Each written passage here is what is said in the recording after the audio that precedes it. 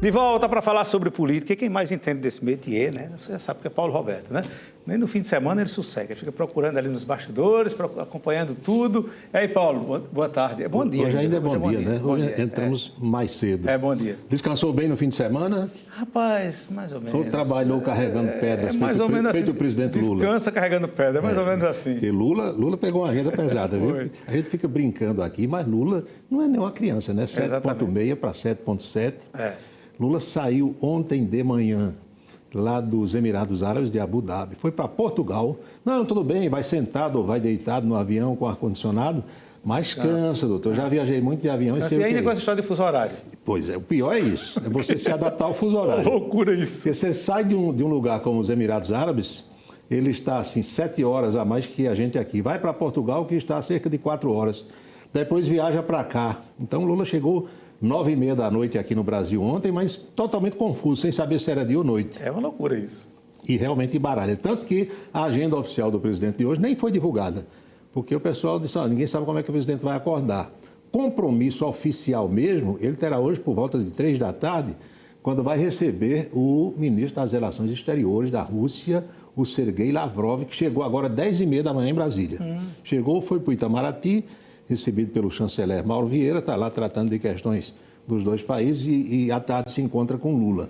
Mas a agenda de Lula dessa semana é uma agenda muito carregada, porque ele tem a história das escolas, vai tratar amanhã com os governadores de estados, os 27, com a ministra Rosa Weber e com os presidentes da Câmara e do Senado dessa questão da insegurança nas escolas, para ver que tipo de ação concreta o pessoal pode realizar. E tem essa semana também a indicação do novo ministro do Supremo Tribunal Federal. Sim, que deve ser provavelmente Cristiano Zanin. Zanin está na agulha, tem outros nomes que também são cotados, mas a verdade é que Lula diz que a escolha é pessoal dele, e se for pessoal dele, como ele próprio afirmou, deve ser o Zanin. Aliás, agora Lula... parece que tem muita pressão de bastidores. Muita pressão. Né? Aliás, ele tem hoje ainda uma reunião com o ex-ministro, agora ex-ministro Ricardo Lewandowski, porque Lewandowski tem lá o Manuel Carlos de Almeida, que é o protegido, afilhado dele. Agora, eu fui fazer um levantamento, você disse que eu passo o fim de semana corujando as coisas, e é verdade. Uma única vez no Brasil, um indicado para o Supremo Tribunal Federal foi rejeitado. Uma vez só. Sabe quem era o presidente? Não. Floriano Peixoto. Faz tempo. Faz tempo. 1891, ou seja, século XIX. De lá para cá, todos os indicados foram aprovados. Então a chance é boa de ser aprovado. Muito boa, muito boa. Apesar de que esse anterior levou um chá de uns dias aí, né? Era um charminho. O terrivelmente evangélico, o ministro, ele levou um chá porque tinha confusão, né, com a Câmara, com o Senado. O charme do senador lá, né? Também fazendo. Estava na mão dele. Segurando lá, as coisas. O ex-presidente do Senado. Pois é, exatamente. O nosso simpático Davi Alcolumbre. É, isso mesmo. E é ele, novamente, o presidente da CCJ, mas ele já disse a Lula que mandou, aprovou. E nessa viagem, Lula conversou muito com o presidente do Congresso, o atual presidente Rodrigo Pacheco, não deve ter dificuldade na Casa Congressual. O arcabouço fiscal finalmente deve ser enviado hoje ao Congresso Nacional. Sim. Nessa viagem de Lula, os técnicos, os auxiliares do ministro Fernando Haddad afinaram a coisa, colocaram tudo no papel, deve ir hoje para o Congresso. O Arthur Lira, presidente da Câmara, já deu entrevistas nesse fim de semana e disse que, dependendo dele, em 2 semanas tudo estará resolvido. Então, o governo está otimista, acha que passa, vai ser um teste na votação, então vamos ver de que forma reage o Congresso nessa situação. O Congresso Nacional, o Supremo Tribunal Federal, começa a definir a situação daqueles presos. Sim, dos atos do dia do 8 de janeiro, porque ainda tem muita gente presa, são 1.301 pessoas que terão sua situação resolvida e a votação deve começar hoje à noite, a partir da meia-noite, no plenário virtual. É bem provável que algum ministro peça para levar isso ao plenário presencial, aquele que a gente assiste na televisão. Mas se ninguém pedir, a votação vai ser dessa forma, onde o ministro não se expõe, e aí o pessoal pode virar réu ou não, dependendo da apreciação dos ministros do Supremo.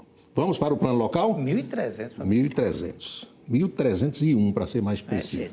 É muito processo, né? É muito processo. Tem um processo de filiação, por falar em processo de filiação ao Partido Socialista Brasileiro aqui na Paraíba. Nós já divulgamos que a Legenda renovou a direção dos seus diretórios em João Pessoa e Campina Grande. O presidente nacional, Carlos Siqueira, está na capital. O governador João Azevedo participa também desse evento hoje, às pressas, digamos assim, porque João viaja para Brasília, onde participará amanhã desse encontro com o presidente Lula. É uma renovação pensando na eleição municipal do ano que vem. Sim. Não é verdade? E uma das principais novas estrelas da Legenda é a prefeita de Monteiro, Ana Lorena, que já apareceu, inclusive, nas inserções aí que a gente viu na televisão. No plano campinense, Bruno Cunha Lima, o prefeito, lançando aí mais esse mutirão de consultas e exames. A gente tem até algumas imagens lá do Meninão, né, que foi preparado especialmente para receber isso. Ocorre desde 9h30, 10 horas da manhã. Consultórios, clínicas, toda a estrutura da Secretaria de Saúde montada no ginásio de esportes do Meninão, porque a demanda reprimida é grande. Essa pandemia colaborou muito para tal e o prefeito quer desatar esse nó, botando o pessoal para trabalhar e atender a todo mundo. A gente até falou ao vivo de lá no começo do jornal e o prefeito ia discursar. Agora ainda ia começar o discurso. Vamos à boca maldita de hoje? Vamos lá? Quem é quem é? Olha a pergunta. Tem o que é e tem quem é quem é. Quem é que pode receber nos próximos meses 2.200.000 reais de adicionais nos contra-cheques? Meu amigo, eu sei que é alguém ligado à justiça, né? Porque eu vi alguma coisa que é muito Juízes dinheiro. federais. Meu amigo. Saiu uma decisão das autoridades que a justiça decide em favor dela própria, de que há um retroativo lá de 2006 para cá que pode ser adicionado nos contra-cheques dos senhores juízes, algo que tinha sido suspenso. É uma história de um quinquênio, a cada 5 anos tem direito a um adicional, isso foi suspenso, e agora saiu uma decisão dizendo que eles vão receber e retroativo a 2006. Meu amigo, Quem era juiz federal em 2006 e ainda está na ativa vai receber tudo isso. A soma de tudo dá mais ou menos R$1 bilhão. Meu amigo. Dos cofres, de onde? Do contribuinte, né? Aliás, teve uma pergunta hoje, quando eu coloquei uma notícia a respeito, aí o telespectador perguntou: existe desembargador federal? Que a gente fala, né? O desembargador federal, falando de tal. Sim. Na estrutura da justiça brasileira não tem desembargador federal, não. Desembargador é só nos estados. Há os juízes federais que trabalham nos tribunais regionais federais. A gente chama de desembargador, assim como a gente chama os membros do Tribunal de Contas da União de ministros. Mas, na realidade, não são ministros. Né? Você chama, dá a pompa e todo mundo se acostumou a chamar, mas não existe desembargador federal. Existe, sim, juiz federal. Para esclarecer. É bom ou não é? Juiz. Meu amigo, é bom demais. 2.200.000. Uma maravilha, viu? Agora, é claro que a gente brinca aqui, mas não é fácil ser juiz federal.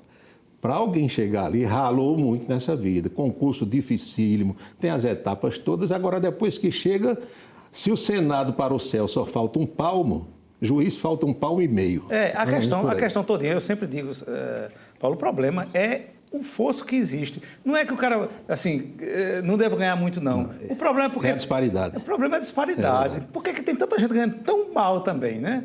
E uns ganhando tão bem. Acho que é isso que deveria... O problema é esse.